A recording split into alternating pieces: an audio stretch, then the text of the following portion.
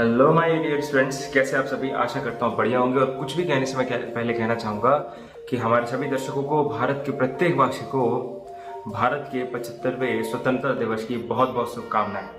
आशा करता हूँ आपका जो स्वतंत्रता दिवस है वह बढ़िया हो, आपने सबने मनाया हो। अब चूंकि ऐसी स्थिति चल रही तो हम सब नहीं सेलिब्रेट कर पाते हैं, ये हम सब जानते हैं।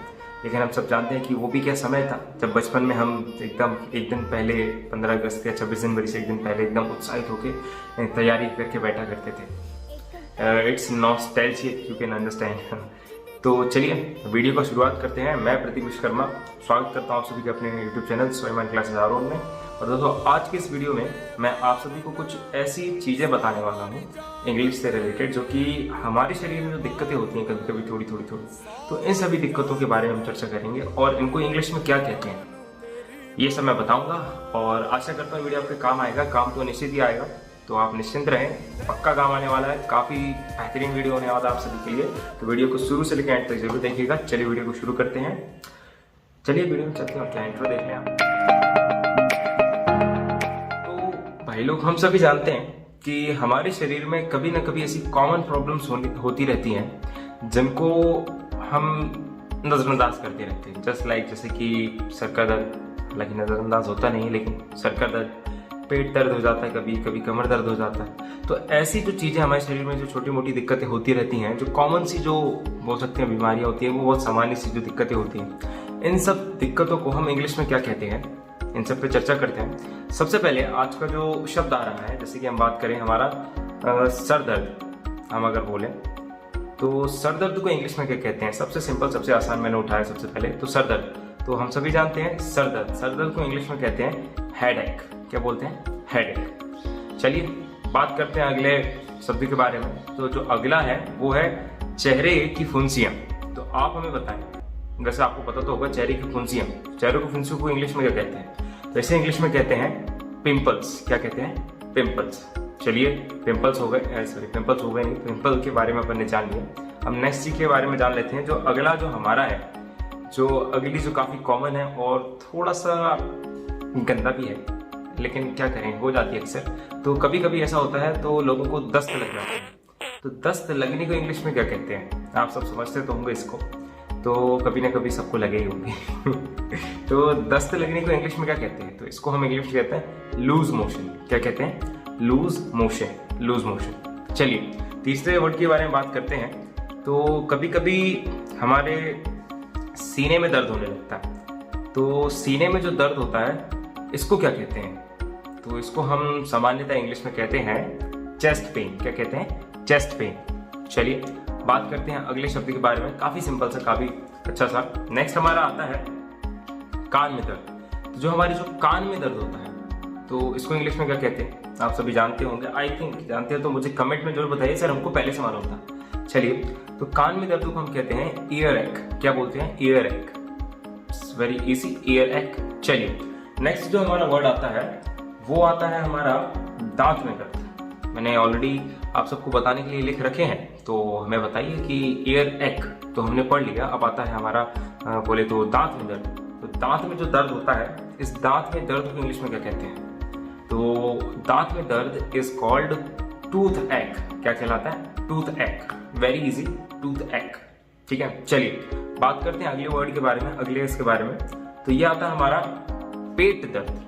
पेट दर्द को इंग्लिश में क्या कहा जाता है? पेट दर्द हुआ तो होगा अक्सर आप सभी को, खासकर ऐसे बरसात में तो अक्सर होता रहता है, कभी कुछ उल्टा सीधा खा लिया तो पेट में दर्द हो जाता है। सो व्हाट इज कॉल्ड पेट में दर्द इन इंग्लिश? पेट में दर्द को इंग्लिश में क्या कहते हैं? तो पेट में दर्द इंग्लिश में कहलाता है स्टमक एक। क्या कहलाता है? स्टमक एक। स्टमक एक बोल के देख लीजिएगा एक दो बार, आपके पकड़ में आ जाएगा स्टमक एक। चलिए नेक्स्ट के बारे में बात करते हैं। तो जो हमारा नेक्स्ट है वह है कमर में दर्द। कमर में दर्द तो मेरी भी बहुत कभी कभी हो जाता है।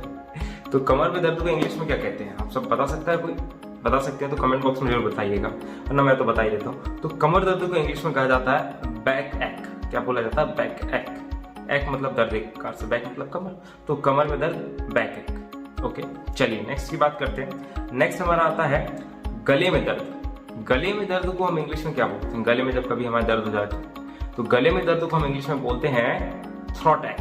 क्या बोलते हैं? थ्रॉट एक। थ्रॉट मतलब गला, एक मतलब दर्द, तो थ्रॉट एक। चलिए अब आगे हमारी जो अगली चीज आती है, ये दर्द नहीं है लेकिन ठीक है, बढ़िया, हमको पता होना चाहिए। नेक्स्ट आता है हमारा छींकना। जब हम छींकते हैं तो छींकने को हम इंग्लिश में क्या बोलते हैं? तो हम छींकने को इंग्लिश में बोलते हैं स्नीज। क्या बोलते हैं? स्नीज।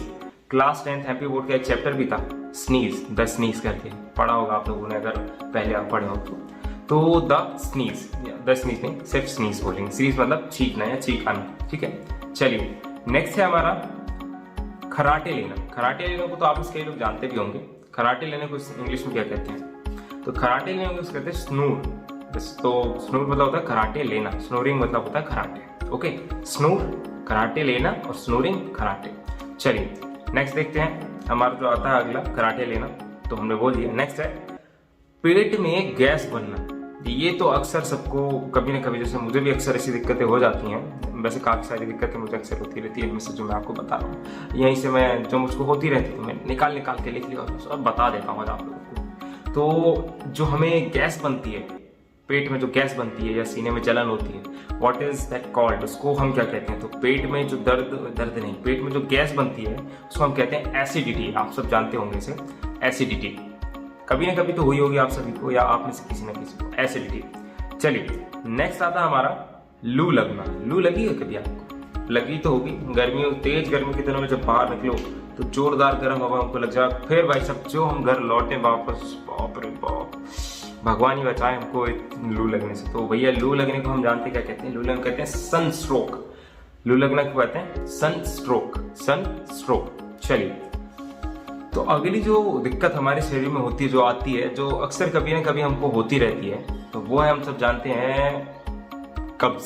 कब्ज मतलब तो आप सभी जानते हैं, जब हम फ्रेश होने जाएं पर हम सही से फ्रेश ना हो पाए, बड़ी तकलीफ होती है। अरे सॉरी, भावनाओं में नहीं बहना है। तो कब्ज को इंग्लिश में क्या कहते हैं? तो कब्ज को इंग्लिश में कहा जाता है कॉन्स्टिपेशन। क्या कहा जाता है? कॉन्स्टिपेशन मतलब कब्ज, पेट साफ नहीं होता, कब्ज। तो चलिए अगला आता है हमारा कब्ज के बाद आंख आना। आंख कभी आई आपको? आई तो होगी कभी ना कभी, जब हमें आंखों में गड़ने लगता है, दर्द होता है। तो आंख आना इंग्लिश में क्या कहलाता है? इसको हम इंग्लिश में कहते हैं, आंख आने को इंग्लिश में कहते हैं कंजक्टिवाइटिस। कंजक्टिवाइटिस, समझ रहे हैं आप? कंजक्टिवाइटिस, तो आप बोल के देख लीजिए, कंजक्टिवाइटिस। नेक्स्ट आता है गंजापन। गंजापन मतलब कि बाल झड़ना या धीरे धीरे गंजे होते जाना, तो उसको क्या कहते हैं? तो गंजेपन को हम कहते हैं बाल्डनेस। क्या कहते हैं? Baldness, BALDNESS, baldness. ठीक है, स्पेलिंग आपको दिखाई भी दे रही होगी। चलिए तो नेक्स्ट आता है हमारा सर में होने वाली रूसी, जो अक्सर हमको खुजाते मतलब दिक्कत हो जाती है। तो सर में होने वाली रूसी को हम इंग्लिश में क्या कहते हैं? तो सर में होने वाली रूसी कहते हैं डैंड्रफ। क्या कहते हैं? डैंड्रफ। वेरी इजी, हुआ तो होगा कभी ना कभी किसी को, तो डैंड्रफ। चलिए नेक्स्ट आता है हमारा, और कभी खाना ना खाने की वजह से या कभी किसी कारण से हमारे शरीर में कमजोरी आ जाती है। तो व्हाट इज दैट कमजोरी कॉल्ड? उस कमजोरी को इंग्लिश में क्या कहते हैं? तो कमजोरी को हम इंग्लिश में कहते हैं वीकनेस। क्या कहते हैं? वीकनेस।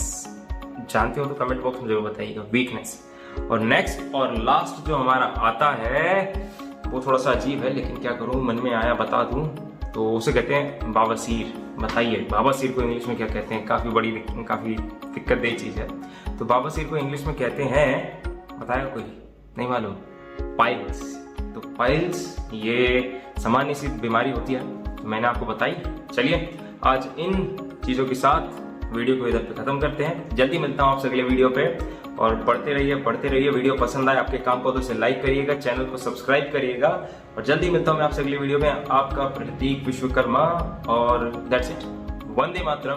भारत माता की जय। जय हिंद।